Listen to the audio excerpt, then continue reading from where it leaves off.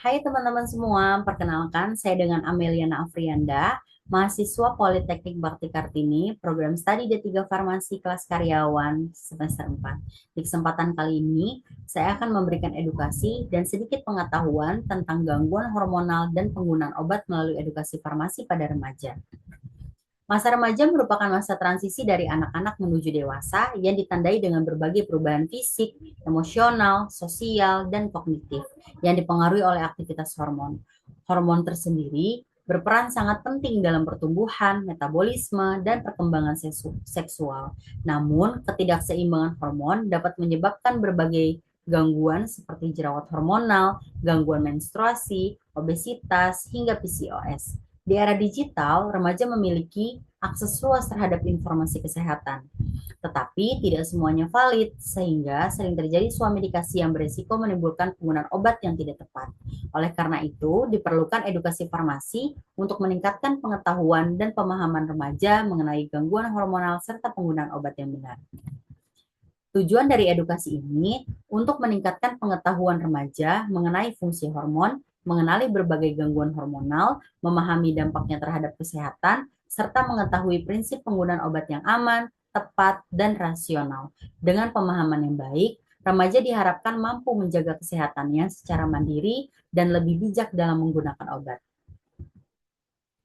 Apa itu hormon?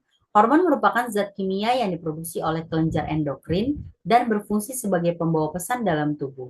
Hormon mengatur berbagai proses penting seperti pertumbuhan, metabolisme, reproduksi, suasana hati, dan juga perkembangan fisik.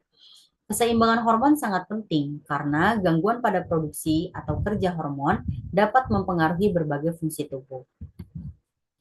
Pada masa remaja, terdapat beberapa hormon yang berperan penting dalam proses pertumbuhan dan perkembangan. Yang pertama, ada growth hormone, itu berperan untuk meningkatkan pertumbuhan tinggi badan. Yang kedua, ada hormon estrogen, berperan untuk mengatur siklus menstruasi. Yang ketiga, ada hormon progesteron, berperan untuk mempersiapkan lapisan rahim untuk implantasi atau menjaga kehamilan. Yang keempat, ada hormon testosteron, berperan untuk merangsang produksi sperma. Yang kelima, ada hormon tiroid, berperan untuk meningkatkan laju metabolisme. Gangguan hormonal terjadi ketika produksi atau kerja hormon dalam tubuh tidak seimbang, sehingga mengganggu fungsi normal tubuh. Beberapa gangguan hormonal yang sering ditemukan pada remaja, yang pertama ada PCOS, itu penyebabnya banyak.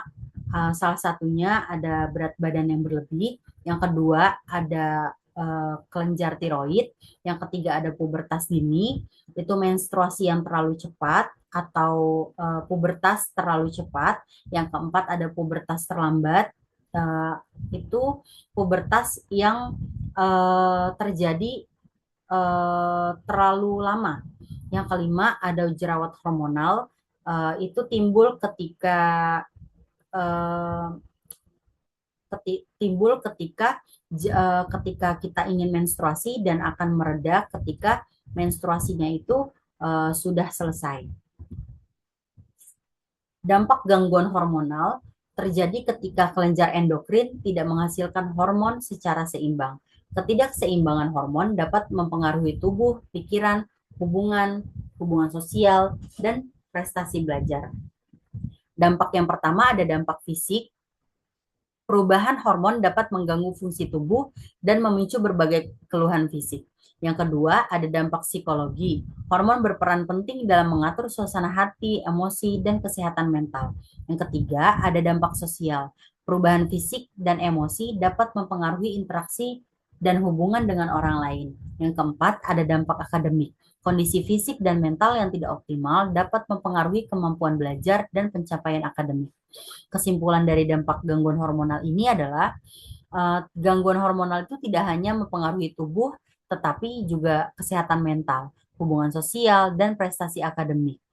Uh, untuk jalan keluarnya atau untuk meminimalisir dampak dari gangguan hormonal ini adalah deteksi dini, pola hidup yang sehat, dan penanganan yang tepat sangat penting untuk menjaga kualitas hidup secara menyeluruh.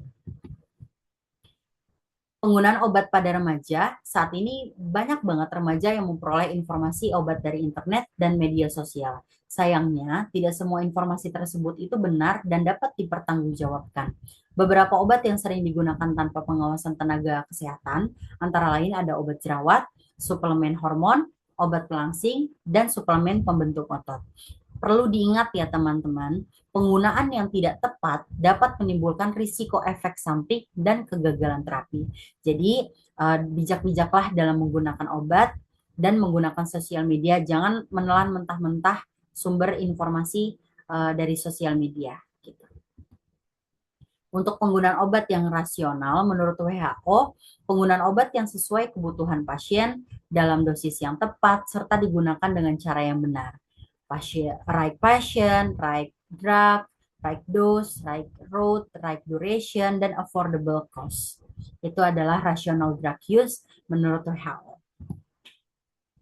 Peran edukasi farmasi berperan penting dalam meningkatkan literasi kesehatan remaja. Melalui edukasi yang tepat, remaja dapat memahami fungsi hormon, mengenali gejala gangguan hormonal, serta mengetahui cara penggunaan obat yang aman dan rasional.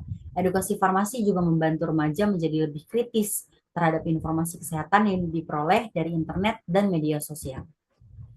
Untuk strategi edukasi farmasi, ada beberapa metode yang dapat diterapkan pada remaja. Yang pertama ada penyuluhan kesehatan, yang kedua ada media edukasi digital, yang ketiga ada peer education atau edukasi teman sebaya, yang keempat ada counseling individu.